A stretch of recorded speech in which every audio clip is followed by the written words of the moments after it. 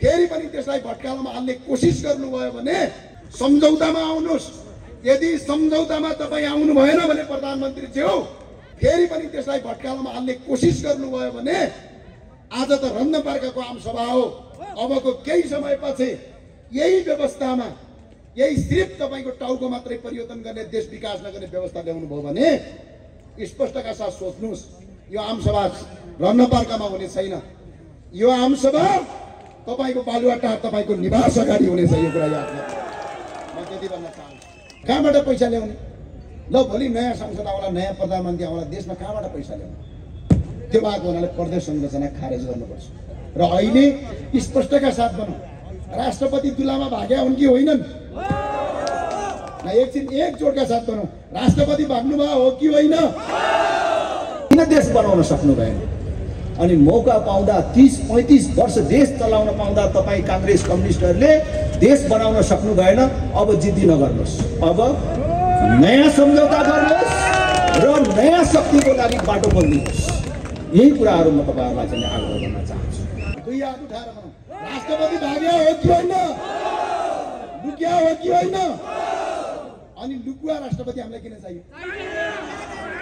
जब देशलाई अप्ठ्यारो पर्यो, जब हाम्रो शिर निहुराउँदाखेरि शिर लुकाउने ठाउँ खोज्नु पर्यो, देशका जनताले आफ्नो अभिभावक खोजे, त्यही अभिभावक दुलाभित्र लुके। त्यो लुकेको अभिभावकलाई विदेशीको इसारामा राष्ट्रपति छ भनेर ल्याएछन्। त्यो राष्ट्रपति चाहिएन। जनताबाट प्रत्यक्ष निर्वाचित कार्यकारी चाहियो, राष्ट्रपतिको ठाउँमा राजा चाहियो। बात यही हो। धेरैलाई भन्नुहुन्छ होला, जेलेन्स्की भन्ने नाम सुन्नु भएको छ?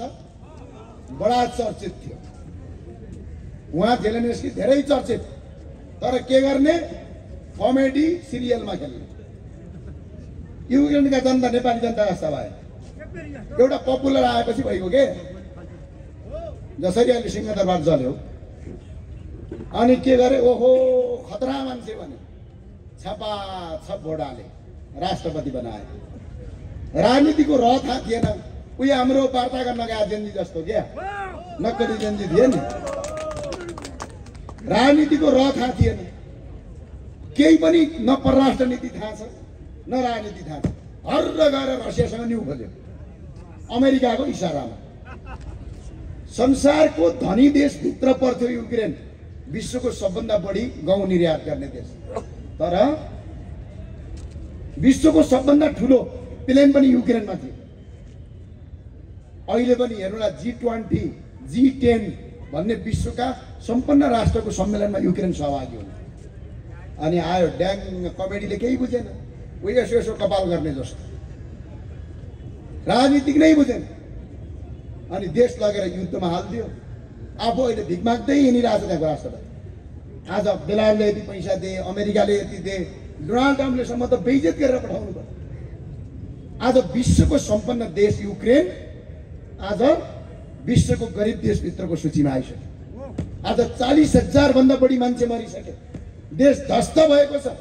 आज त्यस्तै यो देशमा अहिले पनि राष्ट्रपति यदि त्यो व्यवस्था हुने हो भने दक्षिणमा भारत छ, उत्तरमा चीन छ, पश्चिमाहरूको बिगबिगी छ। तपाईँले थाहा पाइहाल्नुभयो कस्तो बिगबिगी छ भने सिंहदरबार जलाउने, जलाएको खुसीमा फोटो खिच्ने अमेरिकन युथ काउन्सिलका केटीहरू हेर्नुहोस् न, तपाईँले स्पष्टका साथ बुझ्नुभयो। अनि अङ्ग्रेजी बोल्ने फेरि हटाटटा बोल्यो भने मिडियाले पटट लेखिहाल्ने।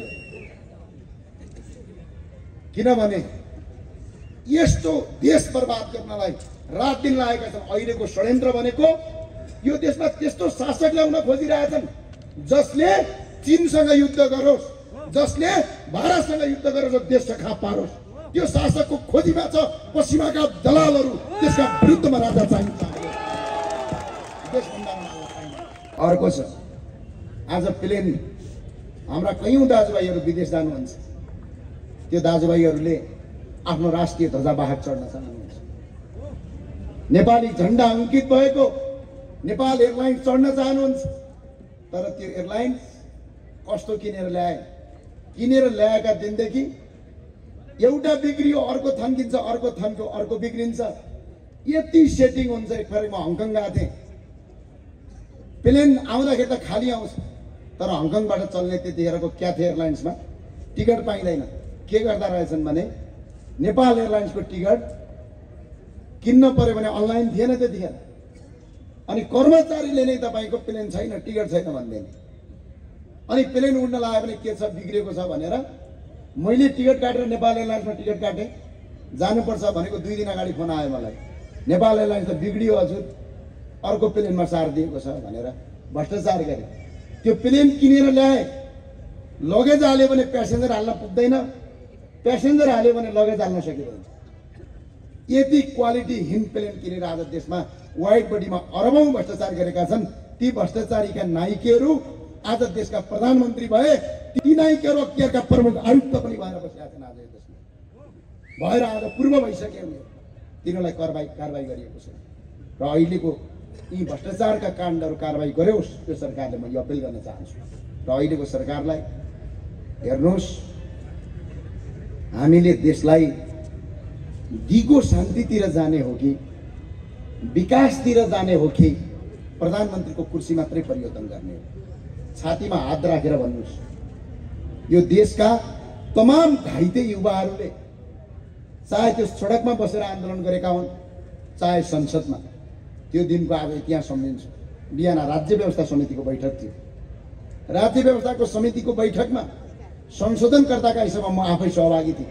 त्यो बैठकमा गृहमन्त्री र रक्षा मन्त्री दुईटा पनि सहभागी हुनुहुन्थ्यो। मैले त्यतिखेरै भने युवाहरूले माइतीघर मण्डलमा आन्दोलन सुरु गरिसके, तपाईँले पद छोड्नुहोस्, सत्ता छोड्नुहोस्, युवाहरू संसद भवन पुगिसके, पद छोड्नुहोस् भन्दा गृहमन्त्री मुसुक्क हाँसेर फर्किनु। तर त्यसको लगतै सिंहदरबार मेरो अफिसमा पुग्न नपाउँदै तत्कालीन प्रधानमन्त्री केपी शर्मा ओलीको निर्देशनमा नेपालको सरकारका नेपाल प्रहरीका डिएसपीको कमान्डमा मलाई सिंहदरबारमा बन्धक बनाइयो राति 12 बजेसम्म। हामी बाहिर निस्किन पाएनौँ। हरेक ठाउँ यस्तो बन्धक बनाइँदै गर्दाखेरि त्यो युवाहरूको माग के थियो?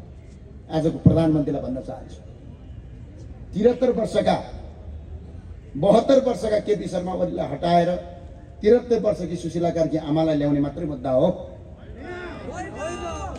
यही व्यवस्था पालेर चुनावमा गएर धेरैले भन्ने गर्छन्, म आज अलिकति बताइदिन्छु, नयाँ निर्वाचनमा जाउँ, निर्वाचनबाट आऊ अनि देश चलाऊ, देश सुशासन कायम हुन्छ भन्नुहुन्छ। ठिक छ, तपाईँको कुरा मान। यही अनुसार संसदीय व्यवस्थाको तपाईँले चुनाव गर्नुभयो भने संविधान संशोधन गर्नका लागि अहिलेको वर्तमान संविधानले के भन्छ? वर्तमान संविधानले 184 झन्डै 185 जना प्रतिनिधि सभाको सांसद भएपछि मात्रै संविधान संशोधन हुन्छ, त्यो पनि प्रतिनिधि सभामा। संविधान संशोधनका लागि 3टा खण्ड पास गर्नुपर्छ। पहिलो प्रतिनिधि सभाबाट पास गर्नुपर्छ, दोस्रो राष्ट्रिय सभाबाट पास गर्नुपर्छ, तेस्रो राष्ट्रपतिले लालमोहर लाउनुपर्छ, बल्ल संविधान संशोधन हुन्छ। तर अहिले हुन लागेको चुनाव भनेको प्रतिनिधि सभाको चुनाव। अहिले हुन लागेको चुनाव राष्ट्रिय सभाको होइन। प्रतिनिधि सभामा नयाँ युवा साथीहरू आएर हामीले 185 जना पुर्याएर संविधान संशोधन गरेर राष्ट्रिय सभामा पठायौँ भने पनि राष्ट्रिय सभामा के हुन्छ? राष्ट्रिय सभामा यही काङ्ग्रेसका, यिनै एमालेका, यिनै अब माओवादी त भूतपूर्व भइसक्यो, अब प्रचण्डजीका भनौँ, प्रचण्डजीका, अनि यिनै माधव नेपालका, यिनै यो अहिले देशको व्यवस्था ठिक हो भने मधेसवादी दलका मान्छेहरू आज राष्ट्रिय सभामा खाँचिएर बसेका छन्। राष्ट्रिय सभामा बहुमत तिनीहरूको छ, अनि प्रतिनिधि सभाले पास गरेको बिल राष्ट्रिय सभाले अड्काइदियो भने के गर्नुहुन्छ? पास गर्छन्, घाँटी काटिएला, पद छोड्लान्, तर यिनीहरूले प्रतिनिधि सभाको बिल पास गर्दैनन्, संविधान संशोधन गर्दैनन्। अनि ल त्यहाँबाट पनि पास गऱ्यो भने काट्टाकुट्टा गरेर त्यहाँबाट पनि पास गऱ्यो, राष्ट्रपति कहाँ पठाने? राष्ट्रपतिले सिग्नेचर गर्दैन भने के हुन्छ? अहिले राष्ट्रपतिले अध्यादेश अहिले सरकारले ल्याएको छ, राष्ट्रपतिले टेबल मुनि लुकाइदिनु भयो अहिलेको अध्यादेश। अनि तपाईँ जनतालाई भन्नुहुन्छ चुनाव गराएर आऊ, देश बनाऊ। ल अहिलेको प्रधानमन्त्रीलाई भन्न चाहन्छु, केही गर्नु पर्दैन, तपाईँ नै देशको 5 वर्ष प्रधानमन्त्री बन्नुहोस् ल। तर आज 18 खरब भन्दा बढी पैसा प्रदेशका नाममा खर्च भएको छ। 18 खरब हेर्ने हो भने 1800 अरब 1 अर्बको एउटा अस्पताल मात्र बनायो भने 1800वटा अस्पताल बनाउन सकिन्थ्यो यो देशमा। ल तपाईले विदेशबाट न ऋण लिनुस् न जनतालाई कर थप्नुस्, न देश चलाएर देखाउनुस् त, सक्नुहुन्छ? सम्भव छ। त्यो भएको हुनाले अहिलेको सरकारलाई हामी अपिल के गर्न चाहन्छौँ भने प्रदेश खारेज गर्नुस्, प्रदेश खारेज गर्नुस्। यो प्रदेशको कामै छैन, यो पाल्नुपर्ने कुनै आवश्यकतै छैन। प्रदेश खारेज गर्नुस्, जनताबाट प्रत्यक्ष निर्वाचित कार्यकारी गर्नुस्, संविधान संशोधन गर्नुस्। आज अख्तियार लगायतका ठाउँमा आज राजनीतिक दलहरूलाई नियुक्ति गर्ने कुरा बन्द गर्नुस्, अनि चुनावमा जाउँ। हामी पनि जान्छौँ, सबै जान्छौँ, चुनावमा जाउँ, नयाँ जनादेश ल्याउँ, नयाँ जनादेशका साथ आउँ। अब तपाईँ के भन्नुहुन्छ? व्यवस्था यही ठिक छ। आज भ्रष्टाचार एउटा कुनै मालपोत कार्यालयमा बसेको सुब्बाले 500 रुपियाँ खानु मात्र भ्रष्टाचार हो। 10 करोड पर्ने कुनै आयोजना 1 अर्बको बिल बनाएर सरकारकी कर्मचारीहरूले आज भ्रष्टाचार गर्छन्। त्यो सबभन्दा ठुलो भ्रष्टाचार त्यो हो। त्यो भावनाले भ्रष्टाचारका विरुद्धमा एकजुट बन्नुपर्ने छ। अहिलेको सरकारलाई मेरो अपिल छ, मेरो अनुरोध छ, नवीन सम्झौता गरेर जानुहोस्। तपाईँले सोध्नुभयो कुनै पनि तपाईँको घाइतेलाई सोध्नुभयो अहिलेको सरकारले के अवस्था छ, सोध्नुभयो? ल आज देशको हालत के छ एकछिन सोध्नुहोस् त। अहिले मात्रै ट्याक्सी चढेर तपाईँ जानुभयो भने एउटा ट्याक्सी चढ्ने ड्राइभरले, एउटा ट्याक्सी चलाउने एउटा गुरुजीले, एउटा ड्राइभरले सामान्य यो राज्यलाई 25 देखि 30 लाख रुपियाँ कर तिर्छ। आज तपाईँले जो चढ्नुहुन्छ ट्याक्सी कति पर्छ एकछिन भारतमा सोध्नु त? 10 लाख नेपालीमा पाइन्छ त्यो गाडी। नेपालमा किन्न थाल्नुभयो भने त्यो तपाईँले 40 लाखभन्दा तल आउँदैन। आज 1.5 लाख रुपियाँ पर्ने स्कुटर यहाँ 3.5 लाखभन्दा तल आउँदैन। 2.5 लाख पर्ने बाइक 5.5 लाखभन्दा तल आउँदैन। त्यो पैसा राज्यले लिन्छ कर। जनतालाई 298% कर तिराएर अनि यी प्रदेश संरचना पाल्नुपर्ने आवश्यकता हो आजको। अनि देश बन्छ अहिले त्यो लाइनमा छ नि। पहिला माओवादीले हतियार दिएर जङ्गल पठाए। ल एकैछिन आज आँखा चिम्म गरेर सोचौँ, कुनै चर्को कुरा नगर। हाम्रो एउटा पुस्ता युद्ध गर्दै सकियो। 2048 सालमा म जन्मेँ, 46-47 सालमा यो देशमा बहुदल आयो।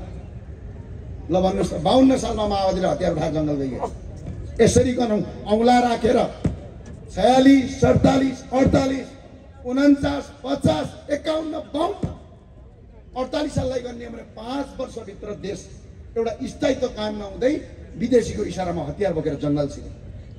दाइलाई मारे, भाइलाई मारे, आफ्नै घरको बाउलाई मारे, चेलीबेटी मारे, दाई भाइ मारे। एउटा दाई एउटै घरको भन्नुहोस्, एकजना दाई नेपाल आर्मीमा छ, एकजना भाइ माओवादीको जनमुक्ति सेनामा छ। आपसमा गोली हानेर मान्छे मारामार गरे। त्यत्रो रक्तपात भयो देशले। 10 वर्ष देश पछाडि मात्रै परेन। देशको उद्योग सकियो, कल कारखाना सकियो, विदेशबाट ल्याउने लगानी सकियो। नेपालका आज प्रहरीले लाउने ड्रेस अहिले सोध्नु त विदेशीसँग ऋण ल्याएर लाग्नुपर्छ। भित्रपट्टि पठाएर हेर्नु न, कहीँ चाइनिजमा लेखेको हुन्छ क्यापमा, कहीँ इन्डियनमा लेखेको हुन्छ त्यो क्यापमा, डोनेसनमा ल्याइराखेको छ। बुझ्नुभयो? देश पुरै भण्डारखाल भयो। 10 वर्ष पछाडि मात्र होइन, त्यसले 50 वर्ष पछाडि देशलाई धकेल्यो। त्यसपछि 64, 63, 65, 63 सालमा आन्दोलन भयो। 63 मा शान्ति भयो भनेको त मधेसमा नेपाली दाजुभाइ बीचमा काटाघाट, कोही पहाडी र कोही मधेसी भने मारामार गराए। आज हाम्रो छातीमा बस्ने यही काठमाडौँ महानगरपालिकाको मेयर तराईको समुदायको मान्छे आज हुनुहुन्छ। यस्तो मिलेको देशलाई आज वीरगञ्जमा जाने हो भने सबभन्दा बढी मधेसको जनसमुदाय तराई भएको वीरगञ्जमा यही काठमाडौँबाट गएको नेवार समुदायको छोरा आज त्यहाँको मेयर छ। यसरी मिलेको देश, राष्ट्रिय एकता कायम गरेको देश, मधेसी र पहाडी भनेर उपेन्द्र यादव जस्ता मान्छे खटाएर काटाकाट मारामार गराएर देशलाई 100औं जनाको हत्या गराए कसले? पश्चिमाहरूले। अनि त्यसपछि अलिअलि शान्ति भयो, अनि संघीयता ल्याए। फलानालाई यो प्रदेश, फलानालाई यो प्रदेश। जानुस् त टिकापुरमा नेपाल प्रहरीको एसएसपीलाई भाला रोपेर मारियो। त्यति मात्र होइन, जुम्लामा मान्छे मरे, सुर्खेतमा मरे, पूर्वमा मरे, तराईमा मरे। देश पुरै बन्द, हडताल। त्यो 2 वर्षसम्म गयो। अब ठ्याक्कै अलिअलि 74 मा चुनाव भएर शान्ति भयो, त्यो विप्लवले बम बोक्न खोज्यो गयो। यही अनामनगरमा बम पड्कायो साथीले, थाहा पाउनु भएको छैन? थाहा छ कि छैन? युद्ध गर्न सुरु गरे, अलिअलि बाटो सिकेर आफूले देशै टुक्राउँछु भनेर हिँड्थे। ल भन्नुहोस्, अब त्यसपछि 2079 को चुनाव भयो, त्यो चुनावबाट हामी आयौँ। अब अहिले फेरि आन्दोलन भइसक्यो, अनि सधैँ झगडा गर्ने हो। अफगानिस्तानको एउटा पुस्ता 1960 देखि 2025-20 मा आइपुग्दासम्म युद्धमै गयो। एउटा मान्छेको जीवन सकियो युद्ध गर्दा गर्दै। आज नेपाल युद्ध गरेको मात्र 30 वर्ष भइसक्यो, अझै फेरि युद्धमा जाओस् भनेर के भन्छन्? यही संविधान ठिक छ रे। यही संविधान यदि ठिक छ भने आज भन्न सोध्न चाहन्छु, अहिलेको तत्कालीन मन्त्रीले विद्युत प्राधिकरणको हाकिमलाई कारबाही गरे हो कि होइन? अनि आज अदालतले उल्टाइदियो कि उल्टाइदिएन? अनि त्यसो भने देश तलाई देखाउनु त यही संविधानले छ भने। त्यो भावनाले अहिले पनि यो देशमा राजनीतिक नियुक्ति हुन्छ। संवैधानिक आयोगमा नेपालको संविधानको धारा 284 अहिले याद छैन भने घोकेर राख्नुहोस्। नेपालको संविधानको धारा 284, नेपालको संविधानको धारा 153, नेपालको संविधानको धारा 76 लाई खारेज नगर्दासम्म यो देश सही बाटोमा अगाडि बढ्नै सक्दैन। त्यसलाई खारेज गर्नु, यो खारेज गर्ने कसरी? अहिलेको सरकारले अन्तरिम संविधान जारी गर्नु पर्यो, सम्झौतामा आउनु पर्यो। सम्झौतामा आएन अहिलेको सरकार भने हामी तपाईलाई सहयोग गर्छौँ, तर देशलाई फेरि द्वन्द्वमा जाने बाटो सिर्जना नगर्नुहोस्। सही लाइनमा आएको छ, हामीलाई रोजगारी चाहिएको छ। आज भन्नुहोस् त, 20 देखि 25 हजारको काम गर्न नपाएर मान्छे विदेश जानु पर्यो। विश्वको सबभन्दा बढी हिन्दूहरूको पवित्र स्थल नेपालमा छ, विश्वको सबभन्दा बढी बुद्धिस्टहरूको पवित्र स्थल नेपालमा छ। अनि नयाँ आयौँ रे, त्यतिकै नयाँ आएर हुने हो कि फिल्म खेल्न आएको? राजनीतिमा आउने भने त सिद्धान्त चाहिएला नि, प्रिन्सिपल चाहिएला नि, कहाँ जाने भिजन चाहिएला नि। ल आउनुहोस्, को मान्छे आउने हो? भगवान स्वयं विष्णुको अवतारलाई, भगवान विष्णुलाई यो देशको प्रधानमन्त्रीको कुर्सीमा राख्नुहोस्। यसरी प्रदेश संरचना खर्चिलो व्यवस्था धान्नु भन्नुहोस्। स्थानीय तह कस्तो छ हेर्नु भएको छ? स्थानीय तहका नगरपालिकाका मेयर, गाउँपालिकाका अध्यक्ष 4वटा गाडी किनेर हिँडे पनि कसैले सोध्ने नेपालमा कानुन छैन। अख्तियारका आयुक्तहरूले आफै भ्रष्टाचार गरे भने उनीहरूलाई कारबाही गर्ने कुनै निकाय छैन यो देशमा। न्यायाधीशले गलत फैसला गरे पनि तिनलाई कारबाही गर्ने यो देशमा निकाय छैन। चेन अफ कमान्ड छैन, पोलिसी छैन। यो सबै कुरा त नेपालको संविधान बाधक छ। संविधान संशोधन गर्नुपर्छ। अन्तर्मी संविधान जारी गरेर हामी चुनावमा गयौँ, सम्झौता गरेर चुनावमा गयौँ। नेपालका कुन संविधानका कुन धाराले यो देशलाई अप्ठ्यारो पारेका छन् त्यसलाई सुशासन गरेर चुनावमा हामी गयौँ भने देशले स्थायित्व पाउँछ, विकास पाउँछ।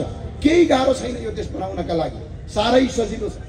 विश्वका 121 करोड हिन्दूहरू नेपाल आयो भने त्यसको 10% मात्र नेपाल आइदियो भने नेपाल अगाडि बढ्न गाह्रो छैन। अख्तियारमा छन् 88,000 भन्दा बढी फाइल आज पनि तपाईँको अदालतमा फैसला भएका छन्, आज पनि न्यायको पर्खाइमा छ। हामीले कर तिर्छौँ ल भन्नुहोस् त, कर कति तिर्छौँ? क्यामेराम्यान भाइहरूलाई म भन्छु, अब पत्रकार साथीहरूलाई भन्छु ल, तपाईँले किन्ने क्यामेरा विदेशमा कति पर्छ, यहाँ कति पर्छ एकछिन सोध्नु त। तिर्बल होइन, ठ्याक्कै कहाँ जान्छ पैसा भन्दै राज्यमा जान्छ। तपाईँले लगाएको कपडा हेर्नु त, कपडा एकछिन छाम्नु त्यो मजाले, कति पर्छ एकछिन त्यो कपडा विदेशमा, त्यो विदेशी फ्याक्ट्रीमा, नेपालमा कति पर्छ? एउटा 1500 को ज्याकेट किन्दा पर्ने पैसा यहाँ 5000 रुपियाँ पर्छ। तपाईँ के भन्नुहुन्छ? व्यापारीले फाइदा खाए। व्यापारी भन्दा पहिला यो सरकारले फाइदा खान्छ। भन्सारमा बसेर 298% सम्म कर वसुल गर्छ। त्यो कर लिए बापत न शिक्षा दिन्छ, न बिजुली दिन्छ, न गतिलो बाटो दिन्छ, न पानी दिन्छ, न सुरक्षा दिन्छ। अनि केका लागि कर तिर्ने हामीले? आज एउटा ट्याक्सी ड्राइभरले 20 लाखदेखि 30 लाख रुपियाँ कर तिर्छ, तर उसले प्रहरीको गोदाई खानुपर्छ। यही हो यो देशमा। यत्रो पैसा तिरेपछि न शिक्षा, न बाटो, न रोजगारी। त्यही भएर भन्छु कर यतिकै ठिक छ, अझ कर घटाउन सकिन्छ, तर यो प्रदेश संरचना खारेज गरौँ। स्थानीय तहमा नयाँ गैर दलीय स्थानीय तह ल्याउँ, प्रत्यक्ष निर्वाचित जनताबाट प्रधानमन्त्रीले ल भन्नुहोस्। उदाहरणका लागि एकैछिन ल एकछिन आहा चिल्लेर सोध्नु। अब अहिले चुनाव भयो अरे, ल म यहीँनिर भन्न चाहन्छु, यो संसदीय व्यवस्थामा प्रधानमन्त्री को हुने तपाईँलाई थाहा छ? माथि गएर टाउके टाउके मिलेर प्रधानमन्त्री नियुक्ति गर्ने। ल भन्नु, म दुईटा उदाहरण दिन्छु, एउटा मेरो पार्टीको, एउटा तपाईँको कसको? माओवादीको। अस्ति कति आयो? प्रचण्डलाई देशभरिका जनताले त्यो पनि काङ्ग्रेससँग चपक्कली भएर मात्रै अलिअलि भोट ल्यायो। पत्ता साफ गर्यो देशभरिका जनताले। छेपारोको जस्तो रङ फेर्छौ प्रचण्ड तिमी हुँदैन भने। देशभरिबाट 32 सिट मात्र दिए, त्यो पनि काङ्ग्रेससँग मिलेर। सबैले के सोचे अब त प्रचण्ड सकियो। अनि माथि आयो काटाकुटा गरे, ठ्याक्क 32 सिटको मान्छे पालो फेरि देशको प्रधानमन्त्री। ल भन्नुहोस्, अब अहिले चुनाव भयो भने केपी ओली फेरि प्रधानमन्त्री हुँदैन भन्ने के ग्यारेन्टी छ? अहिले त चुनाव पनि जित्नु पर्दैन, चुनाव पनि लड्नु पर्दैन। समानुपातिकमा बस्ने अनि सांसद भइहालिन्छ, भोलिबाट प्रधानमन्त्री बन्छ। अनि यस्तो व्यवस्था, अनि चुनाव गराउँछु देश परिवर्तन गर्छु भनेर सुशीला कार्कीले भन्ने भने केपी ओलीको समर्थन गरे होइन उहाँले? त्यो भए उनीहरूले संविधान संशोधन गर्नु, त्यही भए उनीहरूले यो रापरबाको यो पहिलो एउटा हामीले यसलाई वामका रूपमा प्रयोग गरेका हौँ। अब भोलिबाट केन्द्रीय समितिको बैठक छ, देशभरि हामी जान्छौँ, यसलाई अझै सशक्तिकरण अगाडि बढाउँछौँ। धेरै ढिला भइसक्यो, धेरै रात भइसक्यो, एकपटक बनाऊ। तपाईँहरू तयार हो? तयार हो कि होइन? र अहिले पनि भन्न चाहन्छु यो सरकारलाई, तपाईँ सरकारको हामी विरुद्धमा छैनौँ, तर सरकारले नवीन सम्झौता गर्न पर्छ। नवीन सम्झौता नगरी सरकार अगाडि बढ्न सक्दैन। यति भन्दै अब म बिदा हुन चाहन्छु, धेरै ढिला पनि भयो। एकपटक जोरदारका साथ भनौँ, संविधान संशोधन गर्ने हो। हात उठेन, अगाडिको नेतागणहरूको उठेन, संविधान संशोधन गर्ने हो। एक साथका साथ भन्न चाहन्छु, अन्तर्मी संविधान गर्नुहोस्, सम्झौतामा आउनुहोस्। यदि सम्झौतामा तपाईँ आउनु भएन भने प्रधानमन्त्री ज्यू देशलाई फेरि पनि त्यसलाई भट्कालोमा हाल्ने कोसिस गर्नुभयो भने आज त रन्नपार्काको आमसभा हो। अबको केही समयपछि यही व्यवस्थामा, यही सिर्फ तपाईँको टाउको मात्रै परिवर्तन गर्ने, देश विकास नगर्ने व्यवस्था ल्याउनु भयो भने स्पष्टका साथ सोच्नुहोस्, यो आमसभा रन्नपार्कामा हुने छैन। यो आमसभा तपाईँको बालुवाटार, तपाईँको निवास अगाडि हुनेछ। यो कुरा याद राख्नु, म त्यति भन्न चाहन्छु। र आजको कार्यक्रमलाई समापन गरेको यहाँ घोषणा गर्न चाहन्छु। सबैलाई जय राष्ट्रवाद, जय नेपाल। सबैलाई धेरै धेरै धन्यवाद।